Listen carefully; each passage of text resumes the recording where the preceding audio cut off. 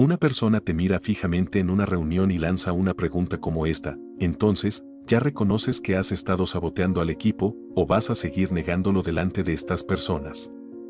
No hay una respuesta cómoda. Si dices que sí, te declaras culpable. Si dices que no, pareces alguien que se hace la víctima. Y, sin embargo, la trampa no está en la respuesta, está escondida en la pregunta. Quizá no te hayan hablado exactamente así, pero en algún momento de tu vida alguien te colocó en una encrucijada verbal parecida. Sientes un nudo en el estómago y una confusión rara, parece que tienes que contestar rápido, pero una parte de ti percibe que el juego ya comenzó en tu contra. Lo que casi nunca te explican es que, en muchas conversaciones, la batalla no está en los argumentos, sino en la forma de la pregunta. Quien controla la pregunta elige el terreno y muchas veces decide quién quedará como culpable. El filósofo alemán Schopenhauer, en un tratado breve conocido como El arte de tener razón, reunió estratagemas para ganar discusiones incluso cuando la persona no tiene la razón. A eso lo llamó dialéctica erística, no es el arte de buscar la verdad, sino el de salir victorioso.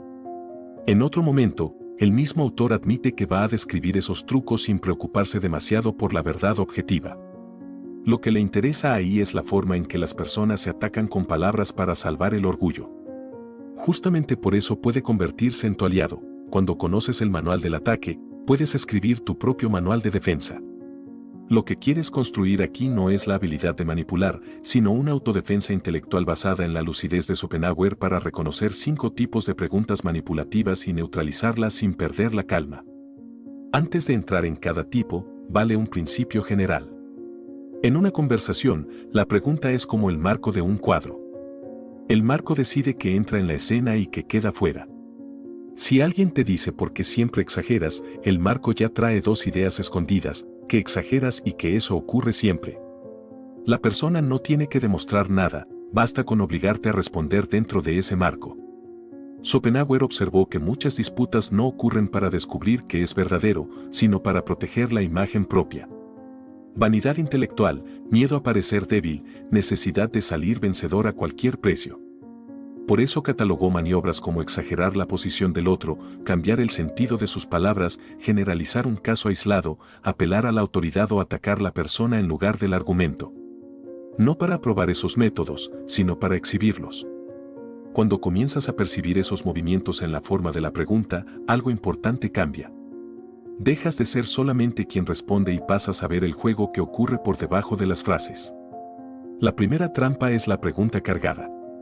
Imagina que alguien te dice, ¿por qué últimamente eres tan irresponsable con el trabajo? O, ¿cuándo vas a dejar de ser tan dramático? No se trata de una curiosidad inocente. La pregunta ya trae 2 juicios, que eres irresponsable y que eres dramático.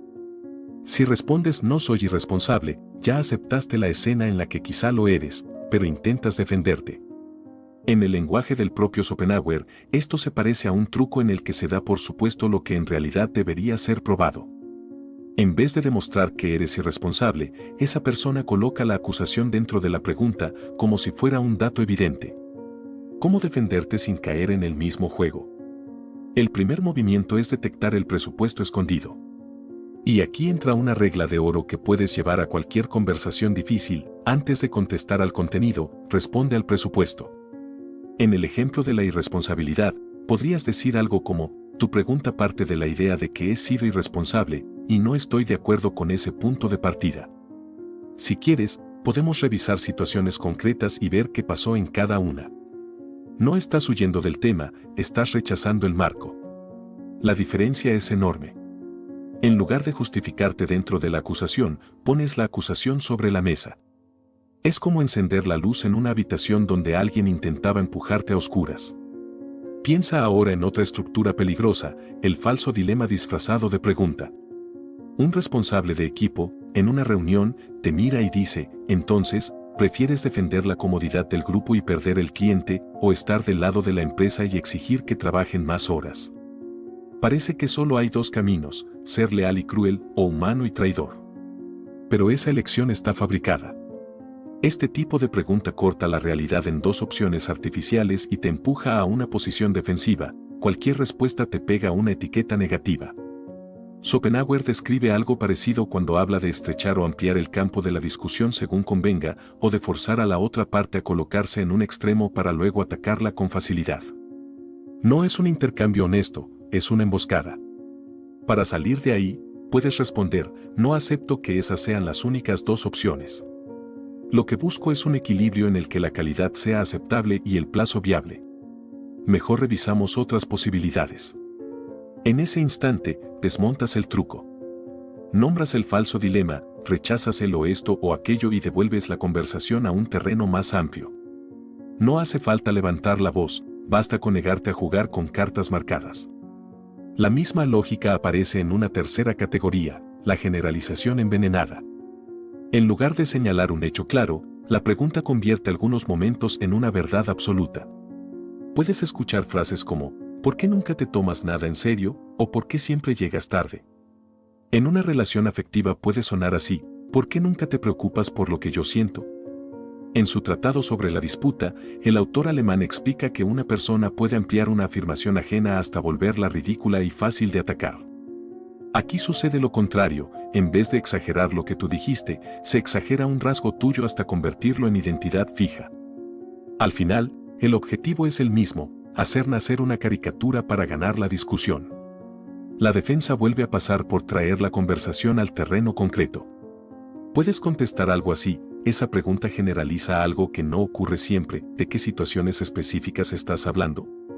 O, si miramos los últimos días, ¿en qué momento sentiste que no me lo tomé en serio?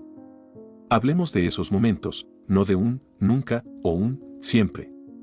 Cuando exiges ejemplos, haces dos cosas al mismo tiempo. Obligas a la otra parte a salir del espacio nebuloso de las etiquetas y bajar al suelo de los hechos. Y, además, reduces el peso emocional de frases como eres siempre así, porque queda claro que hablamos de episodios, no de un destino escrito.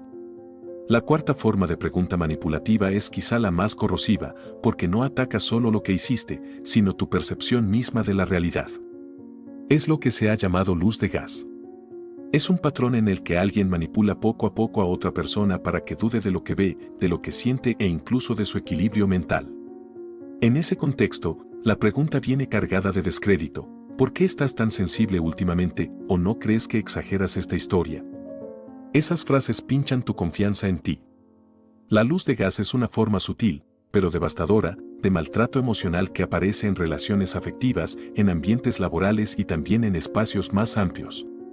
El patrón se repite, negar hechos, minimizar emociones, distorsionar recuerdos y hacer que la otra persona sienta que el problema está únicamente en su mente. Imagina una escena íntima. Dices, cuando levantaste la voz delante de otras personas, me sentí humillado. La respuesta viene en forma de pregunta, ¿por qué estás tan paranoico? Nadie se dio cuenta de nada, eso está solo en tu cabeza. Si aceptas ese marco, pasas toda la discusión intentando demostrar que no eres paranoico. Y el episodio que te hirió desaparece del foco. La pregunta desplazó la culpa del comportamiento concreto hacia tu supuesta fragilidad. ¿Cómo responder sin perderte en ese laberinto? Una posibilidad es separar con calma hecho y evaluación. Puedes decir, tal vez pienses que exagero, pero el hecho es que levantaste la voz delante de otras personas y eso es lo que quiero hablar ahora. O, cuando planteas la situación como si el problema fuera mi mente, siento que desvías el foco. Prefiero volver a lo que pasó ayer. De ese modo, te niegas a entrar en la trampa central de la luz de gas, cambiar la conversación sobre lo que ocurrió por una conversación sobre si tú eres confiable o no como testigo de tu propia vida. La quinta pregunta manipulativa clásica es el falso apoyo en la mayoría o en la autoridad.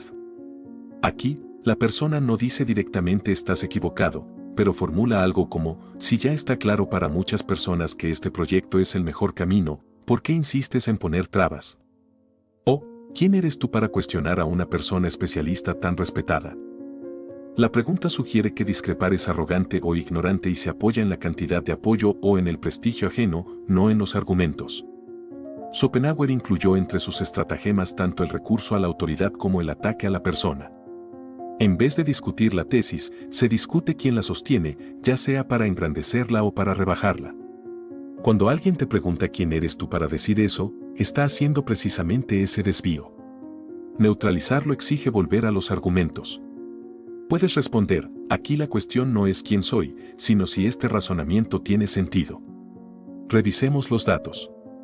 O, es valioso aprender de personas expertas, pero el hecho de que alguien sea famoso no vuelve infalibles sus decisiones. Prefiero que miremos los motivos concretos. En todos esos ejemplos aparece un patrón. Siempre que la pregunta es el arma, la definición se convierte en tu escudo. Si la persona que intenta manipular define el juego, tu contraataque pacífico consiste en redefinir con claridad qué se está discutiendo en realidad. Para que sea fácil de recordar, puedes transformar ese patrón en una pequeña fórmula mental: define, delimita, devuelve. Definir es pedir claridad sobre las palabras. Si alguien pregunta, ¿por qué eres tan egoísta?, puedes responder, ¿qué entiendes exactamente por egoísmo en esto que pasó? Al pedir definición, evitas que una etiqueta pesada caiga sobre ti sin contorno.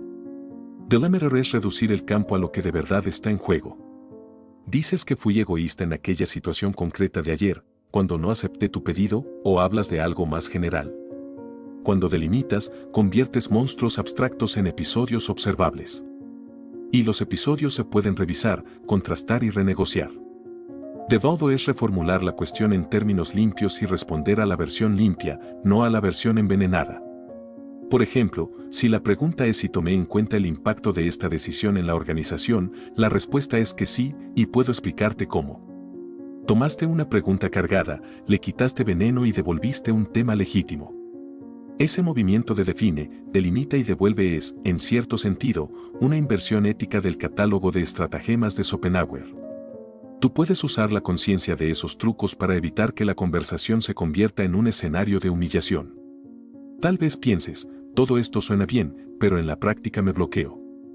Cuando alguien me hace una pregunta injusta, no se me ocurre nada. Esa reacción es muy humana y quien manipula cuenta con ella, porque bajo presión es más fácil aceptar un presupuesto escondido que cuestionarlo. Por eso es tan importante cuidar tu higiene dialógica. Eso incluye darte el derecho de no responder a la velocidad que la otra parte exige. Frases como, necesito un momento para pensar en cómo planteaste esto, carita sorprendida, no voy a responder a una pregunta formulada de ese modo, pero puedo hablar del tema si cambiamos el enfoque. Actúan como aire fresco en una habitación cargada. Vale la pena mirar 3 escenas más de cerca para ver todo esto en movimiento. En la primera escena, estás de nuevo en el trabajo. Un equipo está agotado y la persona que coordina declara, o te pones del lado del compromiso con el cliente o del lado de quienes se quejan. ¿De qué lado estás? El mensaje es claro: plantear límites se equipara a ser perezoso. En esa situación, podrías responder, no acepto esa división. Lo que quiero es un camino en el que el compromiso con el cliente se mantenga y, al mismo tiempo, la carga sea sostenible. Mi propuesta va en esa dirección, y puedo explicarla con detalle. Con eso, señalas el falso dilema y recuperas un marco más justo. En la segunda escena, en una entrevista pública, una persona invitada critica una medida de gobierno y el entrevistador pregunta, si dices que esta política no sirve, ¿por qué desprecias a quienes dependen de ella para comer? La pregunta mezcla crítica política con desprecio moral. La respuesta podría comenzar así: tu pregunta parte de la idea de que desprecio a esas personas y rechazo ese presupuesto. Precisamente porque me importan, cuestiono una política que considero ineficaz. Si reformulamos la cuestión como, ¿qué alternativa propones para quienes dependen de esto?, con gusto respondo a esa versión. La persona invitada no huye del tema, pero se niega a ponerse la máscara que le ofrecen. En la tercera escena, en un vínculo íntimo, dices después de una discusión, cuando saliste del cuarto dando un portazo, me sentí irrespetado. La respuesta llega: ¿por qué estás tan dramático últimamente? Nadie haría ese drama por algo tan pequeño. Aquí se mezclan la generalización, el juicio y la luz de gas. De pronto, el problema no es el portazo, sino tu dramaticidad.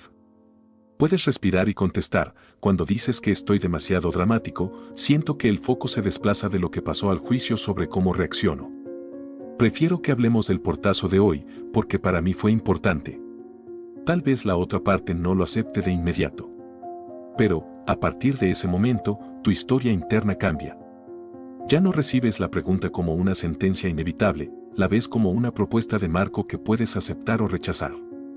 Durante este recorrido, la figura de Schopenhauer aparece como una presencia incómoda y útil.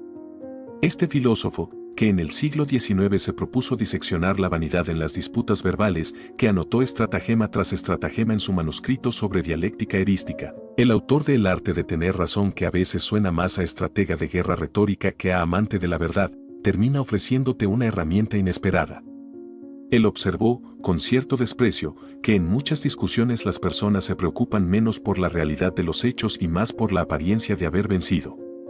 Al conocer eso, tú no necesitas volverte igual. Puedes intentar algo más difícil y más digno, usar ese conocimiento para proteger tus conversaciones de esa deriva. Hay un punto decisivo. En algunas situaciones, la respuesta más lúcida a una pregunta manipulativa es simplemente no responder. No se trata de huir, sino de reconocer que no hay diálogo cuando la otra parte está decidida únicamente a vencer. Si alguien insiste en hacerte luz de gas, si interrumpe cada vez que intentas definir términos, si se burla cada vez que tratas de delimitar la cuestión, quizá la elección más sana sea cerrar la conversación con algo como: no veo condiciones para un intercambio respetuoso ahora. Podemos retomar cuando sea posible hablar sin ataques.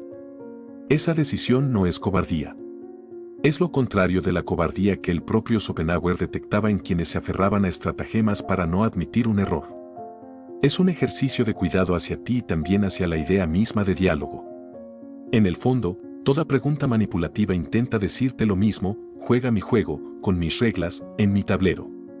Cuando aprendes a identificar el tipo de trampa, a exponer el presupuesto, a pedir definición, a exigir ejemplos, a separar hechos de juicios y a reformular, algo silencioso pero profundo ocurre.